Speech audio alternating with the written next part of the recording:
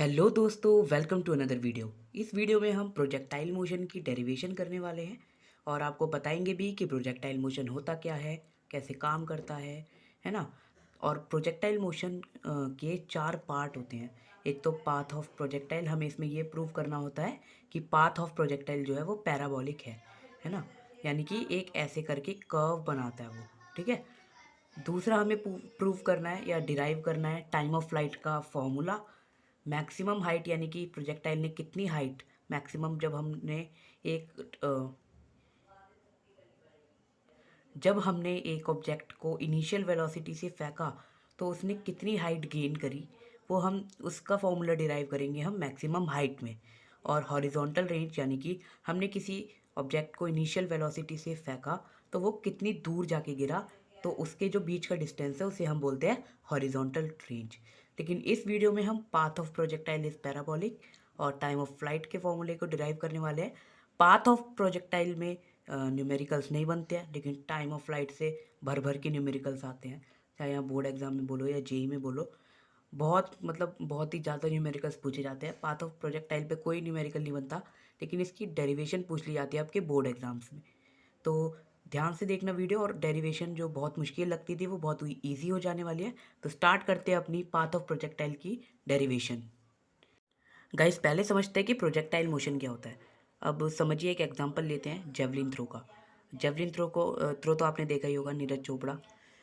उन्होंने यहाँ से जेवलिन फेंका, इस पॉइंट से उन्होंने, देखिए इस पॉइंट से जेवलिन फेंका with some initial initial velocity. कुछ इनिशियल वेलोसिटी से उन्होंने जेवलिन को फेंका। जब उन्होंने, मान लीजिए यू इनिशियल वेलोसिटी से उन्होंने जेवलिन को फेंका, जब उन्होंने जेवलिन को फेंका तो उसने एक पैराबोलिक पाथ कवर किया ऐसे जाके, और वो एक जगह पे रुक गया। ऐसा पैराबोलिक पाथ कवर किया, इसी को हम प्रोजेक्टाइल मोशन कहते हैं। जल्दी से अब इसकी डेफिनेशन देख लेते हैं। Motion in which an object is thrown at some initial velocity, यानी कि ऐसा मोशन जिसमें हम एक ऑब्जेक्ट को थ्रोन यानी कि फेंकते हैं सम इनिशियल वेलोसिटी, कुछ इनिशियल वेलोसिटी से उसे फेंकते हैं, और तो जो ऑब्जेक्ट है वो कवर करता है एक पैराबोलिक। पैराबोलिक यानी कि कर्व, एक कर्व लेता है वो। ऐसे पाथ को या ऐसे ग्राफ को हम पैराबोलिक कहते हैं। तो जब भी हम किसी ऑब्जेक्ट को फेंके विथ सम इनिशियल वेलोसिटी यानी कि किसी वेलोसिटी से, और वो एक पैराबोलिक पाथ कवर करे, तो उस मोशन को हम बोलते हैं प्रोजेक्टाइल मोशन। अब जल्दी से देख लेते हैं इसकी डेरिवेशन। डेरिवेशन किसकी, कि path of projectile is parabolic. हमें ये प्रूव करना है कि जो हमें, देखो यहाँ पे तो दिख रहा है कि इसका पाथ जो है वो पैराबोलिक है, लेकिन हमें ये प्रूव भी करना है कि इसका पाथ पैराबोलिक है। तो जल्दी से इसे प्रूव करते हैं। अब प्रूव करते हैं कि पाथ ऑफ प्रोजेक्टाइल जो होता है वो पैराबोलिक होता है। तो अच्छा, हम देख सकते हैं कि यू एक्स का मतलब कि इनिशियल वेलोसिटी जो कि एक्स एक्सिस में कवर की गई हो, यानी कि इस एक्सिस में कौन सी कितनी वेलोसिटी हमने क्या कहते हैं कवर की है, तो कवर की है यू कॉस थीटा। अब हमने यहाँ पे यू कॉस थीटा क्यों लिखा, u x u cos theta के बराबर क्यों हो गई, ये हमने triangle law of vector addition से मैथमेटिक के जरिए प्रूव भी करा था कि ये वाली साइड होती है यू कॉस थीटा, ये वाली होती है यू साइन थीटा। ये अगर आपको ये नहीं पता है तो आप जाके triangle law of vector addition वाली जो वीडियो है हमारी वो देख लीजिएगा। U x u cos theta हो गया, है ना। और फिर हम देखते हैं कि ए एक्स यानी कि एक्सेलरेशन इन एक्स। अच्छा, आप देखो तो ए एक्स में, तो एक्स एक्सिस में तो कोई एक्सेलरेशन नहीं लगा है, सारा एक्सेलरेशन तो ऊपर की तरफ लगा है। एक्स एक्सिस में कोई भी एक्सेलरेशन नहीं लगाया गया है, तो ये क्या हो जाएगा, इक्वल्स टू ज़ीरो। समझ में आएगा इस, ये यू कॉस थीटा क्यों लगा है ये आपको पता चलेगा वहीं पे। और अब आप ये सोचोगे कि हम एक एक एक्सिस का अलग अलग क्यों लिख रहे हैं कि यू एक्स, हम डायरेक्ट भी तो फॉर्मूला लगा सकते हैं, लेकिन नहीं, हमें इसमें पहले तो एक्स एक्सिस में बात करनी है फिर वाई एक्सिस में। जैसे अब ये एक्स एक्सिस का हो गया, अब बात कर लेते हैं वाई एक्सिस की। तो वाई एक्सिस में यू एक्स यानी कि यू वाई सॉरी, यानी कि velocity, initial velocity in y axis कितनी होगी। तो वाई एक्सिस में आपको पता है कि जो इनिशियल वेलोसिटी होगी वो u साइन थीटा होगी। ये भी हमने triangle law of vector addition में प्रूव करा था। ठीक है, तो आप वो वाली वीडियो जरूर देखना, वरना आपको ये चीज़ें समझ नहीं आएंगी। अब ए वाई देखते हैं, यानी कि acceleration in y axis. Acceleration in y axis मतलब कि ऊपर की तरफ क्या एक्सेलरेशन लगाया था, तो एक्सेलरेशन जो हमने ऊपर की तरफ यानी कि वाई एक्सिस में लगाया था वो लगाया था प्लस माइनस जी, यानी कि एक्सेलरेशन ड्यू टू ग्रेविटी जितना हुआ था उसी को हम यहाँ पे एक्सेलरेशन ले रहे हैं, ए वाई ले रहे हैं, है ना। अब एक चीज़ और देखते हैं कि वी एक्स यानी कि फाइनल वेलोसिटी इन एक्स एक्सिस कितनी होगी। अब अच्छा एक चीज़ देखिए कि एक्सेलरेशन इसमें, हाँ, एक्सेलरेशन एक्स एक्सिस में ज़ीरो है ना। तो जब एक्सेलरेशन का मतलब था rate of change of velocity, जब वेलोसिटी में कोई चेंज ही नहीं हुआ, एक्सेलरेशन चेंज कोई तो दिखाता है कि वेलोसिटी में किस रेट से चेंज हो रहा है। जब एक्सेलरेशन ज़ीरो है तो हम ये कह सकते हैं कि v x equals to u x, यानी कि एक्स एक्सिस में फाइनल वेलोसिटी और एक्स एक्सिस में इनिशियल वेलोसिटी इक्वल होगी, क्योंकि एक्सेलरेशन ज़ीरो है, कोई चेंज ही नहीं हुआ, तो ये दोनों इक्वल होंगी, यानी कि ये दोनों यू कॉस थीटा है। समझ में आया। ये चीज़ें अगर आपको समझ में नहीं आएंगी तो आपका क्या कहते हैं projectile motion path of projectile is parabolic वो नहीं हो पाएगा। ये चीज़ इन दोनों के लिए तो आपको triangle law of vector addition वाली देखनी होगी। बहुत छोटा सा टॉपिक है, छोटी सी वीडियो भी है, आप चाहे पूरी मत देखना, लेकिन ये वाला टॉपिक ज़रूर समझ लेना। तो अब हम स्टार्ट करते हैं मेन डेरिवेशन। अच्छा एक चीज़ आपको याद रखनी है कि हमें path of projectile is parabolic में इक्वेशन कौन सी लगानी है। हमें लगानी है फर्स्ट इक्वेशन। हमें कौन सी इक्वेशन लगानी है, फर्स्ट, यानी कि u t plus half a t square. समझ में आया। X equals to u t plus half a t square. अगर हम एक्स एक्सिस में बात कर रहे हैं तो हमें इक्वेशन भी तो एक्स एक्सिस में ही लेनी पड़ेगी, तो हम यू टी को लिखेंगे यू एक्स टी। समझ में आया ना, क्यों, क्योंकि हम एक्स एक्सिस में बात कर रहे हैं। You x T plus half A x T square. समझ में आया, यहाँ तक किसी को कोई कन्फ्यूज़न नहीं होनी चाहिए, है ना, क्योंकि x equals to u x t. U x यहाँ पे हमने एक्स छोटा सा इसलिए लगाया क्योंकि हम इनिशियल वेलोसिटी इन एक्स एक्सिस की बात कर रहे हैं अभी, इसीलिए। तो अब कुछ नहीं करना, आप सिंपली वैल्यू पुट करते हैं, वैल्यू पुट करके देखते हैं। X equals to u x की वैल्यू कितनी थी यहाँ पे, यू कॉस थीटा, तो हम यहाँ रख देंगे u cos theta, t t ही रहेगा, प्लस में हाफ ए एक्स कितना था, ज़ीरो, इंटू टी स्क्वायर। अब ये एक्सेलरेशन ज़ीरो है तो ये पूरी टर्म जो है हमारी ज़ीरो हो जाएगी। समझ में आया। तो ये बचेगा x equals to u cos theta T.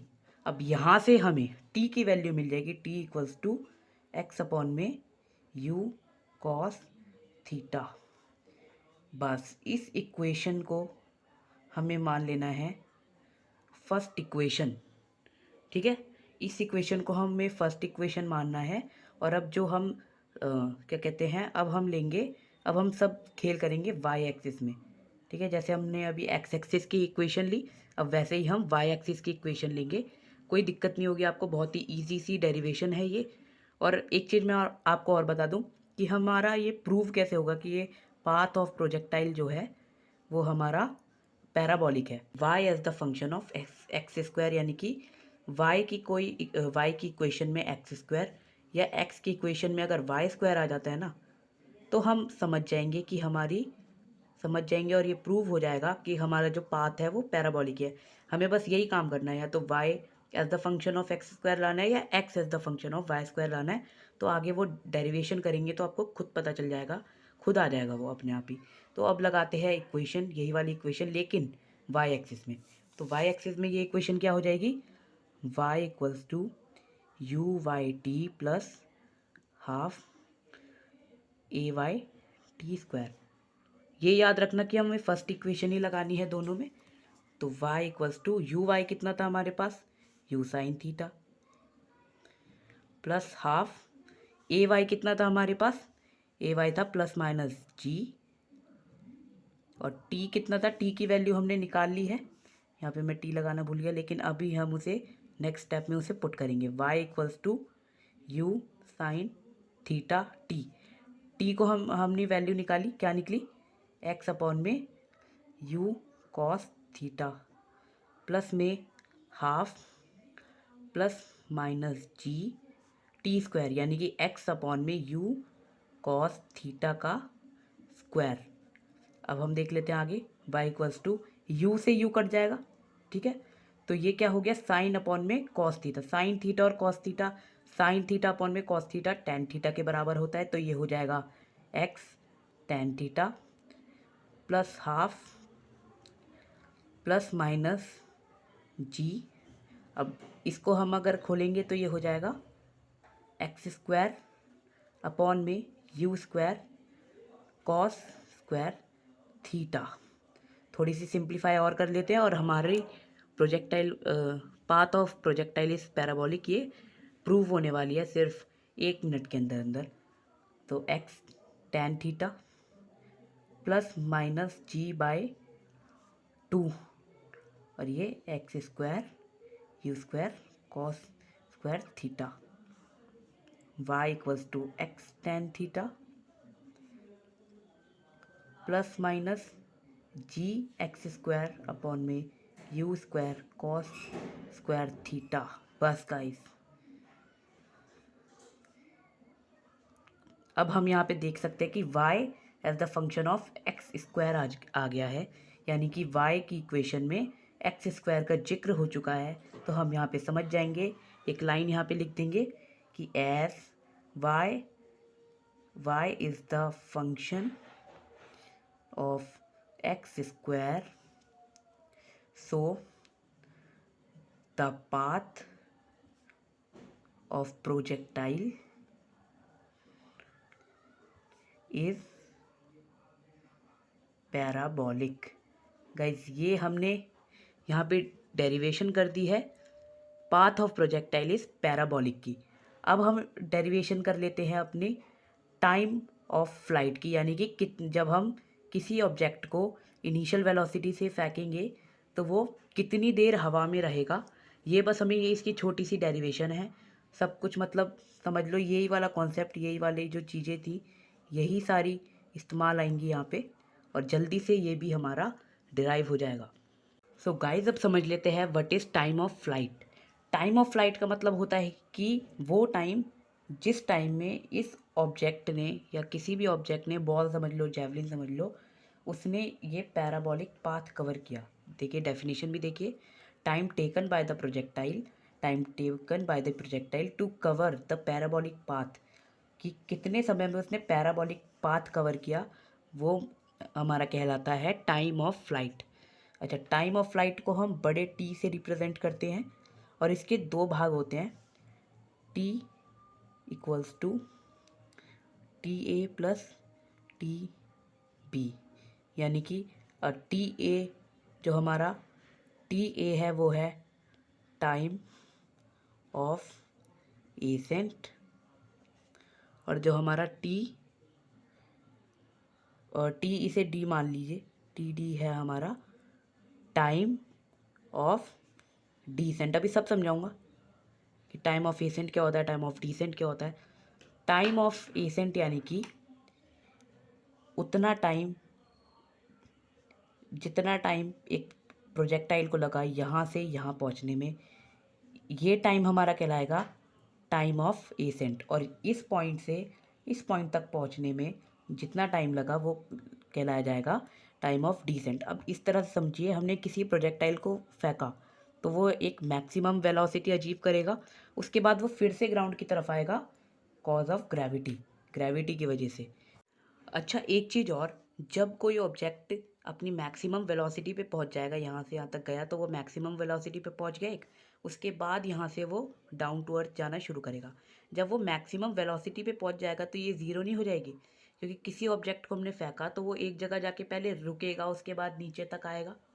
Maximum velocity इसलिए हमने यहाँ पे जो वी वाई है वो ज़ीरो लिया है, ये आपको समझ में आ जाए। और ये जो ग्रेविटेशन होगी ये होगी हमारी माइनस जी। अब आप बोलोगे यार माइनस जी क्यों होगी, जब भी कोई चीज़ ऊपर जाती है तो वो ग्रेविटी के अगेंस्ट जाती है, ठीक है, ये होता है एक्सेलरेशन ड्यू टू ग्रेविटी।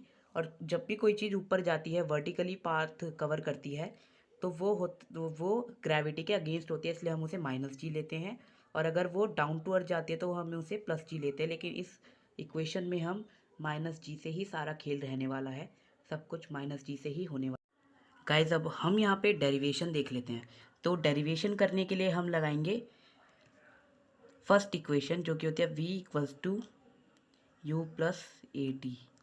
ये इक्वेशन लगाएंगे हम, और वो भी y एक्सिस में, यानी कि v y equals to u y plus a y t, है ना।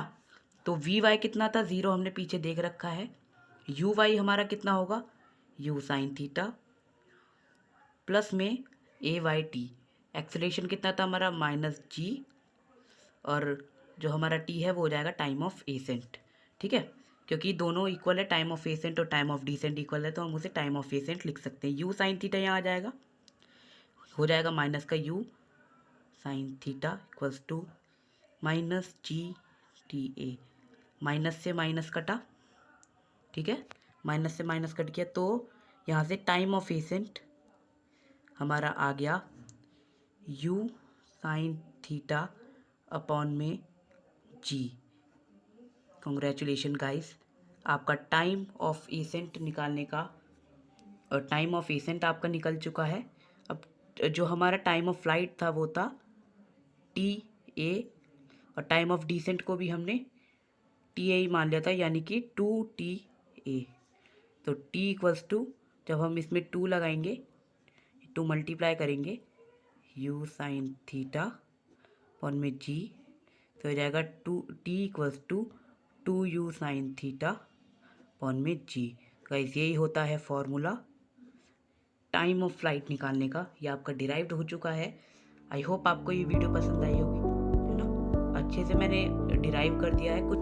तो ये जो हमारा है, इसी फॉर्मूले पे बेस बहुत सारे न्यूमेरिकल्स आते हैं हमारे बोर्ड एग्जाम में, जेईई मेंस में, हर जगह देखने को मिल जाते हैं। पैराबोलिक पाथ से उतने नहीं आते। तो अब मिलते हैं एक और नई वीडियो के साथ। आप टॉपिक कमेंट कर देना, जिस भी टॉपिक पे आपको वीडियो चाहिए।